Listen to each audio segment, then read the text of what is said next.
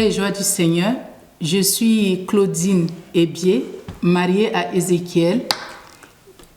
Nous sommes originaires du Burkina Faso. Nous habitons dans la maison Cana Les Potières. Nous sommes dans l'équipe Cana Internationale au service des couples et de la famille. En ce troisième dimanche de l'Avent, Dieu nous introduit par la joie. Il nous invite à nous réjouir en cette troisième semaine de l'Avent. Le Seigneur nous donne sa joie, il nous communique sa joie. Et cette joie de Dieu est profonde et contagieuse. C'est une joie qui dépasse les défis de la vie quotidienne. Et c'est une joie qui est profondément ancrée dans notre cœur et qui vient nous transformer dans notre vie de couple et de famille. Oui, Dieu nous transmet sa joie et nous pouvons nous appuyer sur la parole dans Sophonie 3, 14, 18 pour entrer pleinement dans cette invitation à se réjouir.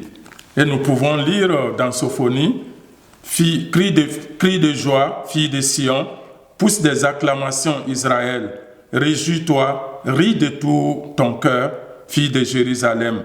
Le Seigneur a levé les sentences qui pesaient sur toi, il a détourné ton ennemi, le roi d'Israël. Le Seigneur lui-même est au milieu de toi. Tu n'auras plus à craindre le mal.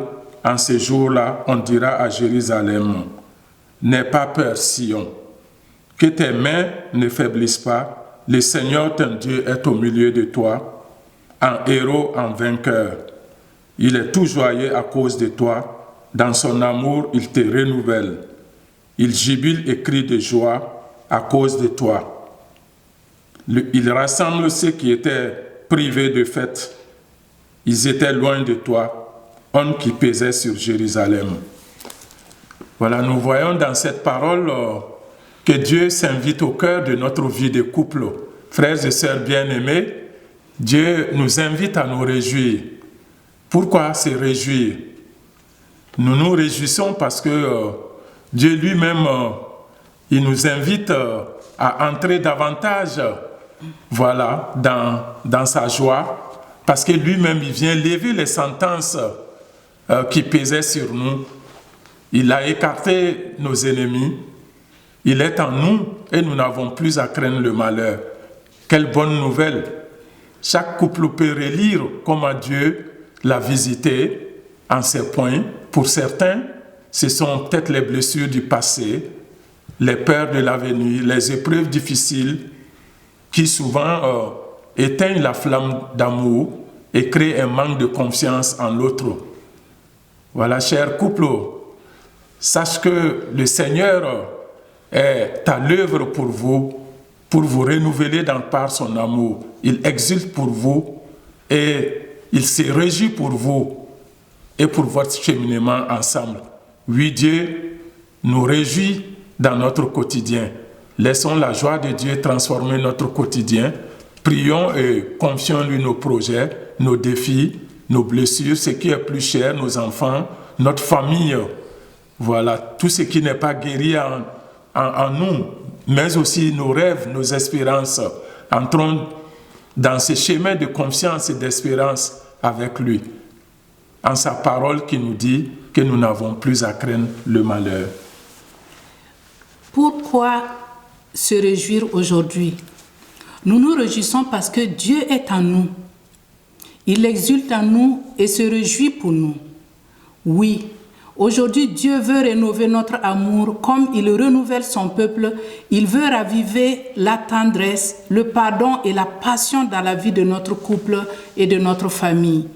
Donc nous pouvons laisser éclater notre louange et témoignons par notre vie de couple d'une joie rayonnante, car notre amour l'un pour l'autre est un signe de l'amour de Dieu pour le monde. Oui, la promesse de Dieu aujourd'hui se réalise en nous, pour chacun de nous. Il dit, ne crains pas. Donc ne baissons pas les bras. Le Seigneur marche avec nous. Il transformera nos difficultés en tremplin, nos larmes en danse et nos luttes en victoire. Il transformera aussi notre honte par la louange et notre deuil par la célébration. Ensemble, soyons unis dans l'espérance pour porter au monde la lumière de cette joie qui jaillit de Dieu. Oui, la joie du Seigneur est notre joie. Alléluia. Chantons, tressaillons, poussons des cris de joie car le Seigneur est fidèle en sa promesse. Faites de notre union un chant vivant à la gloire de Dieu. Préparons-nous dans l'allégresse à accueillir l'enfant Dieu, lui qui fait toutes choses nouvelles dans notre vie de couple et de famille. Et pour cela, pour cette semaine de la joie, nous allons vous proposer un défi à vivre en famille. Donc, nous pouvons célébrer la parole de Dieu avec le texte que Ézéchiel vient de vous lire, Sophonie 3, 14, 18, et faire un ping-pong de louanges et de gratitude où chacun va nommer une chose pour laquelle il est reconnaissant envers Dieu ou un membre de sa famille. Nous pouvons aussi entreprendre une activité symbolique, créer une couronne de la joie où chaque membre écrit sur un ruban ou sur une carte ce qui lui apporte la joie en famille ou dans sa foi. Nous pouvons aussi poser un geste concret, préparer ensemble un repas ou une collation festive pour célébrer ce temps spécial. Ou nous pouvons aussi faire une démarche de joie incarnée, rire ensemble, regarder un film léger pour savourer les joies simples. Oui, nous pouvons aussi mettre de la musique pour ceux qui aiment danser, comme moi, et dansons, exprimons notre joie par les mouvements et les gestes. Voilà, et en couple, ce que nous voulons proposer, ce temps de couple, nous vous proposons de prendre un temps en couple aussi cette semaine.